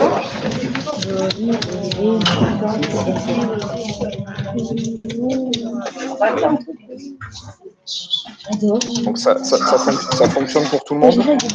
Oui. Oui, super. Ouais. Super. Alors, comment est fabriqué ce programme? Alors, il est basé sur ce qu'on appelle une répétition, c'est-à-dire en informatique, la répétition, c'est une structure un petit peu fondamentale qui va permettre de répéter un certain nombre de fois une instruction. Donc ici, on va répéter en fait le dessin dans une case. Alors, ce que j'ai fait, regardez bien, on va dessiner un petit peu la grille qui permet d'organiser un petit peu tous ces motifs. Donc, si vous êtes observateur, vous avez peut-être vu qu'en fait, des motifs, il n'y en a pas tant que ça. Il y a la ligne comme ça, la première diagonale ici, voilà, qui est dans ce carré, inscrite dans un carré. Il y a une deuxième diagonale, alors ici qui apparaît très longue, mais vous allez comprendre qu'en fait, sa longueur, elle n'est que factice en quelque sorte. Donc vous avez deux diagonales, donc une comme ça, puis une comme ça, et vous avez une ligne verticale, pardon, donc celle-ci, et une ligne horizontale comme ça. D'accord? Donc l'image que vous voyez ici, elle est fabriquée à partir vraiment simplement que de 4 motifs. Ce n'est pas forcément évident. Hein. Quand on voit ici ce type de motif qui est généré, on a l'impression qu'on fabrique en fait des courbes ou en tout cas des lignes un petit peu compliquées. En réalité, ce n'est pas du tout le cas. Et donc je vous propose de faire une petite modification sur le. Alors je parle de programme, mais en réalité dans la terminologie, on appelle ça un sketch. Donc vous allez ici écrire à la valeur true, donc T-R-U-E. Donc ça veut dire vrai en fait. Donc vous faites la petite modification sur la ligne 9 et vous allez mettre cette valeur. D'accord? Donc si vous relancez. À la place de false, vous mettez true.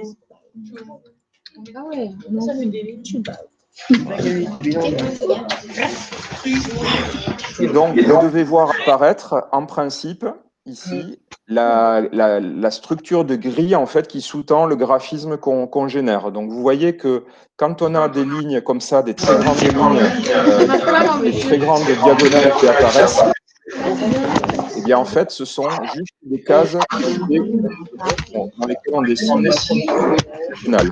D'accord? Alors, la deuxième opération que vous pouvez faire, c'est modifier ici les deux nombres ici, donc 5 et 5. Ça, c'est le nombre de grilles, le nombre, donc res x, c'est le paramètre dont je vous ai parlé tout à l'heure. Il va nous permettre en fait de modifier ici le nombre de cases sur l'axe des abscisses, donc sur les x. Ligne 6. Ligne 6. Donc vous pouvez essayer par exemple 10. D'accord? Donc 10, qu'est-ce que ça va produire? Eh bien, je vais avoir 10 cases sur cet axe. Oh, je m'apprends. D'accord? Et donc, vous pouvez faire pareil. Si vous voulez avoir des cellules qui soient carrées, eh bien, vous mettez res x et res y à la même valeur. C'est bon, tu vois l'écran? Alors, je vois, c'est très petit. Mais c'est pas très. Oh là. Bonjour. Bonjour. Okay. Notre ami Camille. Donc Camille. Voilà. Alors, Camille et Léa, Baptiste. Voilà, Baptiste, bonjour.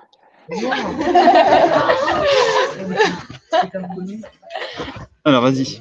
Oui, donc vous pouvez modifier ces deux valeurs. Sur la ligne 6 et 7, au lieu de mettre 5 et 5, vous pouvez essayer par exemple 10 et 10. Vous pouvez essayer 20 et 20, par exemple.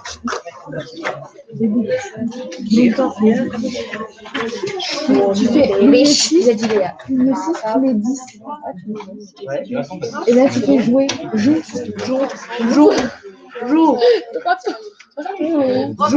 C'est vrai. Voilà, joue. C'est bien, t'as joué.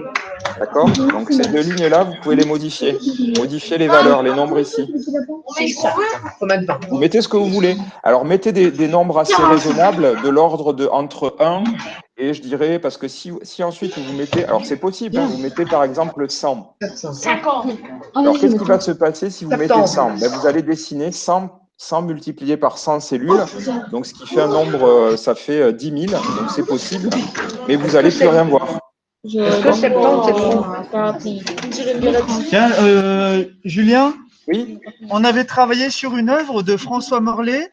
oui, Je ne sais pas si tu connais, 40 000 carrés répartis de manière aléatoire. oui, oui. Donc avec 40 000 cellules et la couleur à l'intérieur est associée à un des chiffres de l'annuaire. Ça Voilà. leur parle aussi. Voilà, c'est bien, on est un petit peu sur le même dispositif. J'ai essayé 90. On va essayer avec 90.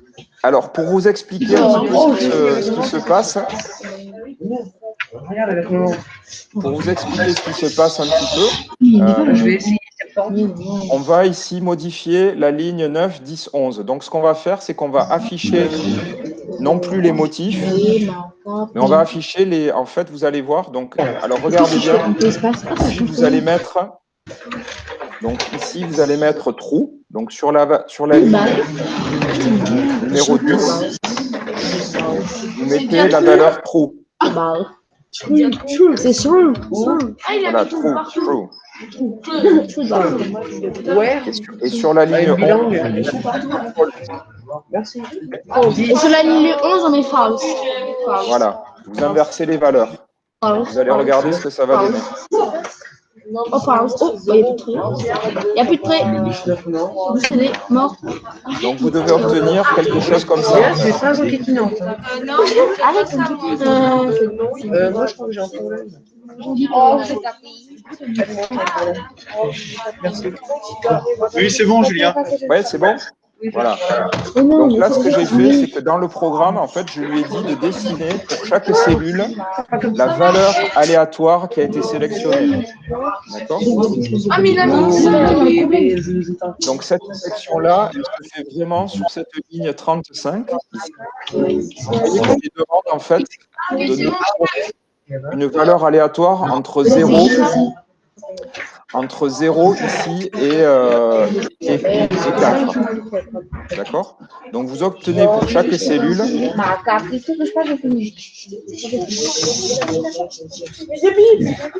voilà, vous obtenez pour chaque cellule en fait, eh bien, vous voyez une séquence de nombres aléatoires. D'accord? Et en fonction de ce nombre aléatoire, si c'est 0, si c'est 1, si c'est 2 ou si c'est 3, eh bien, on va dessiner un motif différent. Alors, je vais vous montrer comment ça se dessine. Donc, je vais faire un petit dessin. Donc, imaginez que je me mette, pas ici, pardon, que je me mette dans une cellule ici. Hop. Donc, je vais dessiner ici une forme. Voilà, imaginez que je sois dans un carré ici. D'accord? Dans un carré à ce niveau-là, comme si je faisais un zoom sur un carré. Donc, dans ce carré-là, en fait, on va avoir ici un repère, ici. Donc, je dessine très mal, X, ici. Et attention, vous n'avez pas dû voir dans ce sens, mais on va avoir Y comme ça. D'accord? Donc, avec les flèches qui vont dans ce sens. Et avec l'origine qui est placée ici. D'accord? Donc, en fonction du nombre qui va être sélectionné, par exemple, si on tire pour la cellule, on tire le nombre 0. Et en fait, 0, je vais avoir ici, si vous regardez bien, une instruction, ici, qui nous demande de dessiner la ligne qui part de 0, 0 équivaut à la largeur et à la hauteur de ma cellule. Alors, si je reviens, le point 0, 0, c'est ce point-là. Et la largeur, donc Anix, ici, je vais avoir cette coordonnée ici. Donc, je dessine avec le pad, je dessine super mal, hein, je suis désolé. Donc, largeur, hop, sur l'axe des X, c'est ce point-là. Et hauteur sur l'axe des Y, c'est ce point-là. Donc, je vais le noter plutôt H, voilà. D'accord? Et donc, je vais lui demander de me dessiner, si le nombre aléatoire qui a été tracé, qui a été décidé, c'est 0, je vais lui demander de dessiner une ligne qui part de 0, 0, donc de ce point-là, ici, de l'origine de ma cellule, vers le point de coordonnée largeur-hauteur. D'accord? Donc, X, c'est largeur, et Y, c'est hauteur. Donc, où est-ce qu'il est ce point? Eh bien, il est là. D'accord? Donc, quand j'ai 0, hop, je trace cette ligne. D'accord? Donc, ça, c'est le premier cas. Deuxième cas, je vais dessiner notre rectangle, notre carré ici, pardon. Donc, s'il sélectionne le nombre aléatoire 1. Donc là, avec cette instruction-là, je vais lui demander, vous voyez, si. Donc là, il y a écrit si R est égal à 1. Je vais lui demander de partir donc des coordonnées largeur 0. Alors, en X, largeur et en hauteur 0. Donc, où est ce point? Ben, ce point, il est ici. D'accord? Et je vais aller de l'autre côté. Donc, je vais aller en 0 hauteur. Donc, X égale 0 me situe ici sur cet axe-là. Et hauteur, je vais aller là. Donc, je trace cette diagonale. D'accord? Et donc, on va avoir ici 4 instructions qui sont associées à la sélection de ce nombre aléatoire. Donc, pour 0, on trace cette diagonale. Pour 1, on trace cette autre diagonale. Et vous avez compris, pour les autres cas, on va dessiner donc la ligne verticale. Et pour le dernier cas, on va dessiner la ligne horizontale. D'accord? Donc, toute la logique s'organise autour de cette fonction random qui elle-même est basée donc, sur une suite congruentielle linéaire, donc vous avez vu. Et en fonction de ce choix aléatoire, on va décider de dessiner des formes géométriques qui sont en relation avec ce tirage aléatoire. D'accord? Donc, ce que vous pouvez faire, c'est que pour regarder un petit peu et pour vous vraiment vous faire une idée, vous pouvez réactiver ici sur la ligne numéro 11 le dessin de motif. D'accord? Ligne 11, vous remettez dessous et voilà. Donc vous voyez que chaque fois que vous avez le numéro 0 qui a été tiré au hasard, ben vous avez cette ligne horizontale, diagonale ici. D'accord?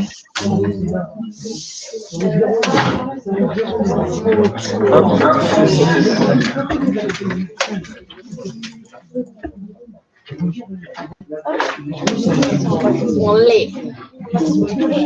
D'accord, donc vous pouvez appuyer sur la barre espace pour générer. Et vous voyez que quand vous avez par exemple ici, alors j'essaie d'en tirer un au hasard, voilà, des grandes diagonales ici, ben, c'est que vous avez sur les 3 cases qui ont été sélectionnées ici, eh bien 0 qui a été tiré au hasard. Donc ce qui produit ces grandes lignes diagonales. D'accord? Donc ce principe-là de graphisme génératif marche très très bien quand on commence à imaginer des motifs géométriques, des motifs symétriques qui permettent de... Ouais, vous avez changé ici vous pouvez changer ce paramètre qui est l'épaisseur des lignes. Alors j'avais mis ça. Donc ça, c'est en fait la taille des lignes en pixels. Donc là, vous pouvez essayer par exemple 10. Baptiste, montre. On n'a pas fait grand-chose, donc c'est des traits. D'accord, bon, ok. Des traits comme ça. Vous avez fait des modifs, très bien, super.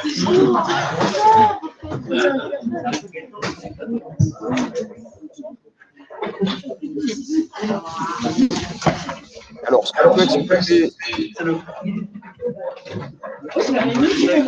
dans ce code-là,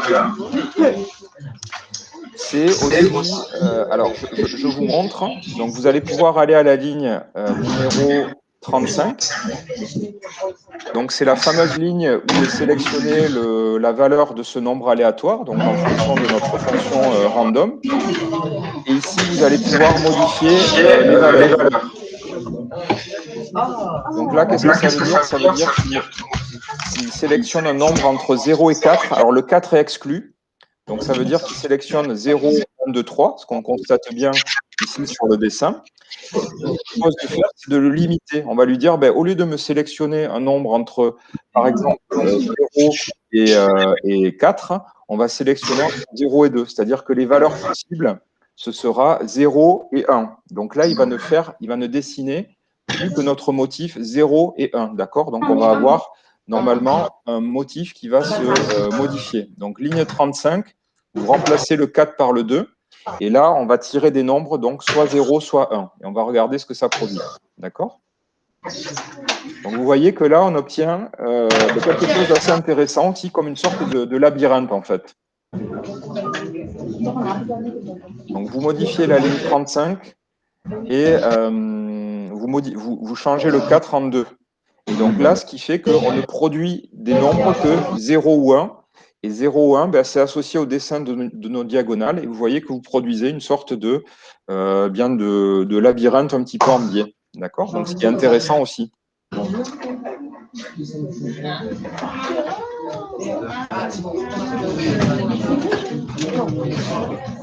Donc, on peut essayer aussi la valeur un petit peu dégénérée qui est entre 0 et 1. Donc là, qu'est-ce qui va se passer? Il va tirer que le nombre 0, en fait, au hasard. Donc, le 1 est exclu de notre sélection. Donc, qu'est-ce que ça veut dire? Ça veut dire qu'il va dessiner que des diagonales comme ça. Donc là, ce n'est pas très intéressant, mais puisqu'on n'a plus cette notion d'aléatoire, mais ça permet, vous voyez, de dessiner comme ça des lignes inclinées. D'accord? Donc, on va remettre... Donc, vous pouvez essayer 0, 2, 0, 2 et 3. 2 et 3, on va regarder. Donc là, vous comprenez bien, on réduit un petit peu le nombre de valeurs qui est sélectionné dans notre plage 0, 1, 2, 3.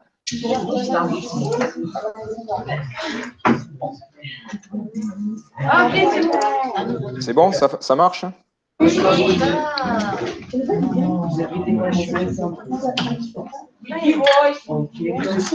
Alors, si vous voulez remettre le dessin simplement en affichant pas les informations ici de grille, donc vous pouvez remettre sur la ligne 9 la valeur à false. Donc, dessiner grille, hein, c'est vraiment de dessiner les lignes, la structure de notre motif et les valeurs à false. Là,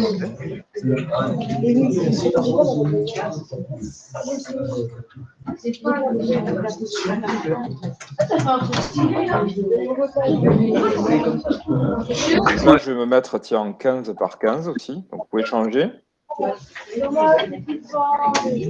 Alors, je vous montre aussi si vous voulez modifier la taille de votre espace de dessin. Donc ça, c'est très facile. Vous pouvez aller sur la ligne numéro 21 et vous pouvez donc modifier. Donc 400, ça représente la taille en pixels donc, de votre carré ici. C'est un rectangle, mais ici. Et donc 400, c'est la hauteur. Donc là, on est largeur-hauteur. Donc vous pouvez, si vous voulez doubler les dimensions, vous pouvez mettre 800, 800. Okay. Ouais. Donc là, vous allez voir, on est sur des espaces un petit peu plus grands.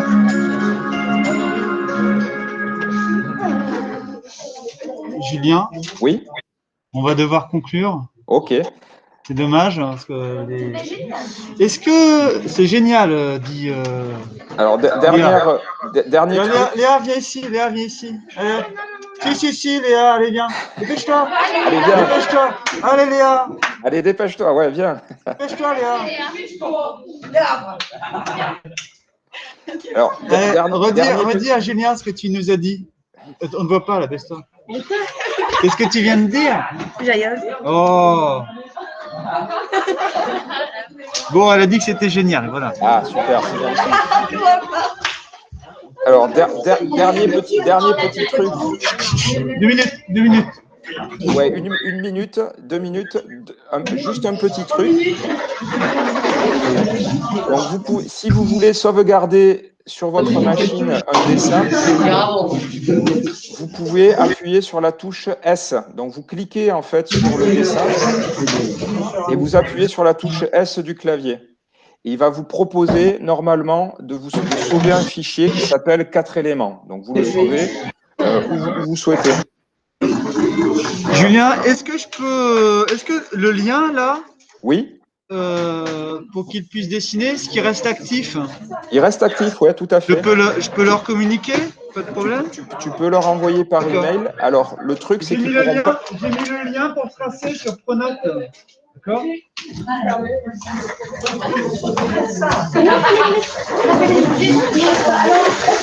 Camille?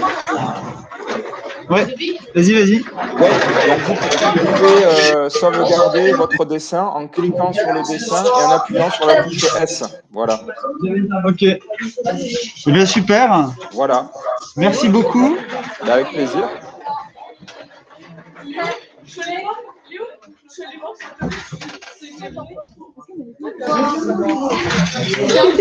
Au revoir. Au revoir. Pourquoi tu fais la maline alors que